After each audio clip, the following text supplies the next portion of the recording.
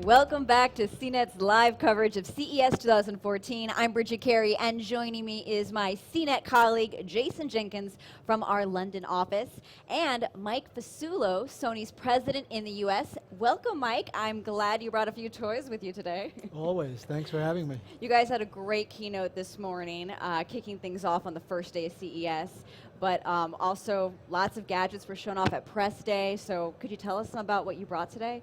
Sure. Hard to figure out where to start because we had so much exciting things to talk about. But let's start here with this camera. This is a 4K camcorder from 4K, Sony. yes. I'm dubbing it 4K for 2K. So it's a $2,000 camcorder. You can see you can hold it in the palm of your hand. Right? Jason, our wonderful model here. It shoots in 4K. You look good in 4K. Yeah, thank you, thank you. I looked better a few years ago, but you know, what are you going to do? You can't have everything. Now, why did Sony want to come up with a 4K camcorder? Well, for personal creation, right? So personal content. When we look at 4K, we look at it in the broadest extent of personal content, TV shows, streaming, downloading. Obviously, Sony Entertainment Network 4K is a download service. You know, we announced last evening with Netflix, with Reed Hastings, streaming 4K through Netflix. So looking at giving customers the variety of choices and making it easy and simple for them to really enjoy the technology. Do people still buy camcorders? I mean, surely people are just using their phones for this sort of thing now, right? Well, they will now. I mean, now they have a good reason to. I mean, this camcorder, like I said, it's more than half the size of our previous camcorder in 4K. It shoots 4K, but also high definition. Right, so you could use this to do your little film creation for up-and-coming filmmakers, or you could take it on a wedding, take it to a wedding, or a recital, or on vacation. So it's a reason for customers to get back into camcorder. But yes, they do use their smartphones. You guys are really pushing into 4K televisions this year too. I mean, it was something that kind of started the ball rolling last CES. So where do you see consumers kind of getting more into 4K televisions? Is this still an early stage? Is it going to take a while for most people to buy them for their living rooms? It will take some time for adoption. You know, it's a brand new paradigm. It's new technology. What we witnessed in HD took quite a few years, quite honestly. But I'm seeing a lot more adoption in the industry, which should push the technology forward quicker than we saw in HD. So from a standards point of view, we've block and tackled through some standards. We've got the motion pictures industry capturing content and creating entertainment in 4K. We've got TV shows in 4K, as I said earlier, distribution digitally through streaming and downloads. So it's a little different, actually a lot different than HD, but it still will take some time for mass adoption. And I imagine too the size is an issue, because to really see that quality of a 4K television, it has to be a little bit bigger than most people buy typically for TVs. Well, the great thing with 4K is you can go right up to it and you get no pixelization, right? So 2 inches away and you're seeing a great screen. And there's that projector you guys announced today too. Yeah, it's a 4K projector. Short throw, 147-inch projection. But last evening I announced 9 new 4K Bravia televisions from Sony, which is quite a nice assortment. And you know, what I've been trying to explain to folks is that consumers should really do their research. They should really go out and get a demonstration at retail or online and get a quality understanding of what 4K can do, because there'll be various versions of 4K in the market. Some will simply be panels, but without the engines behind the panels, you know, the color purity, the upscaling, the immersiveness, the sound, you're really not getting the full experience. So I encourage people to do their homework and go out and get a demonstration. So do you see that as the key to getting 4K to take off here? It's just that people need to see it in action, right? I do. I think once you get a demonstration, there's no turning back. Seeing is believing. We also have a few other things we can see today. So you have a new smartphone here. I do. This was also announced last evening for the US. It's the Xperia Z1s, and this will... Take a look. Thank you very much. This will be through T-Mobile, and will be coming to the US soon.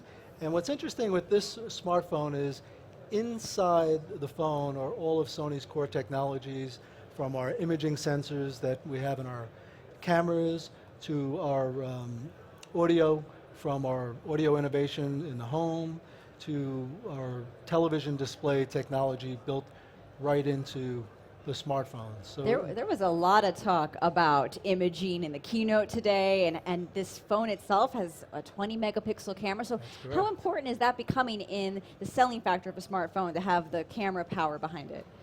Well, I think it's becoming critically important, and as an imaging company, we're more than happy to provide that. We announced not too long ago lens-style cameras. So Right. a camera you can actually attach to your smartphone, or keep it detached with NFC or Wi-Fi and actually use your smartphone as the remote, right? So smartphones, the penetration of smartphones is significant, and why not give the customer better ways of capturing images? It's so hard to I imagine that to stand out when you have so much competition in the Android space. I mean, is that where you guys see a strong point for Sony to kind of make a difference and get the consumer's attention with cameras? Imaging is clearly one of our pillars, right? But so is great televisions and great audio. We really try to get to evoke emotion and hit the senses of consumers and the passion points. I mean, this year our theme is play, right? And play is fun, so let's have some fun with it. So this phone's been out in Europe for a while. How come did it take so long to How'd come you to the know US? Because where I'm from, we reviewed this a while ago. It's a great phone. We like it. But it's unusual to see something come out in Europe first, to be honest, in phones at the moment.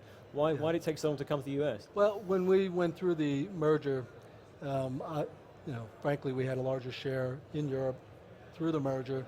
Our primary focus during that time was the Japan market, and now we're not going to enter a market and just tiptoe in, so we're ready now to enter the US, and what a great way to do that with a device as this.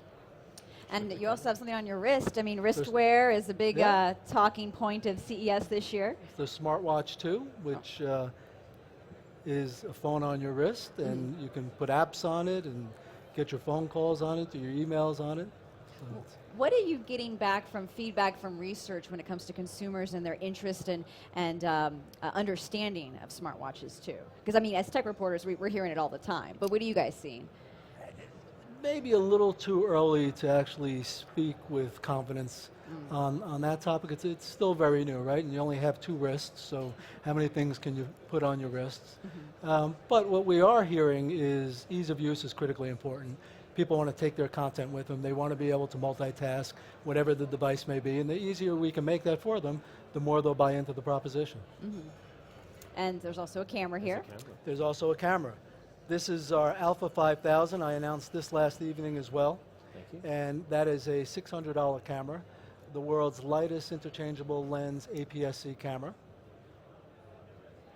Pretty cool. Pretty cool. And again, a great machine. It, I could see a professional photographer taking this with them because it's so lightweight and it's got such great quality, or the point and shoot customer that wants to step up their game. So a really nice camera, very affordable, and a really lightweight package. What kind of features does it have? I know a lot of times the back has a lot more connective features than we're used to. Yeah, it's got the tiltable screen. It's got a 16 to 50 zoom lens. Show that tiltable screen there. Oh, So okay. it comes all the way up like that? It comes all the way up. Yeah, it's 180 degree tiltable. It's got the APS-C CMOS sensor in it, so it's a really great camera for an affordable price. Well, speaking of things that bend, what's your take on bendable screens for televisions? It's a very buzzy thing right now because it's like ooh and ah, but where do you see the practicality and where that might be going in technology for televisions? I think we brought one to market in the U.S. this year. It's been a niche for us. It's sold okay, but it's been a niche. I frankly prefer the wedge design that we introduced last evening. It's elegant, it's great design, but it's also functional with immersive sound built right into the cosmetic of the television. You guys also make some pretty good Windows PCs, but Windows as a whole hasn't been doing so well recently. What do you think Microsoft needs to change to really drive that forward? You should ask Windows, you should ask Microsoft that, not me. We have a great relationship with Microsoft. We're constantly innovating along with them, and our Duo and our Fit this year have been really successful. So we're pleased with our bio business. Well, thank you, Mike. I really appreciate the time you've taken to show us some great gadgets and talk to us about Sony, so thank you so much. My pleasure. Thanks for having me here. No problem. Well, there's lots more to come up here at CNET. Next up, we have one of the most popular super sessions at CES. It's CNET's next big thing. Coming up at the top of the hour, Brian Tong will have more details after the break, so don't go anywhere.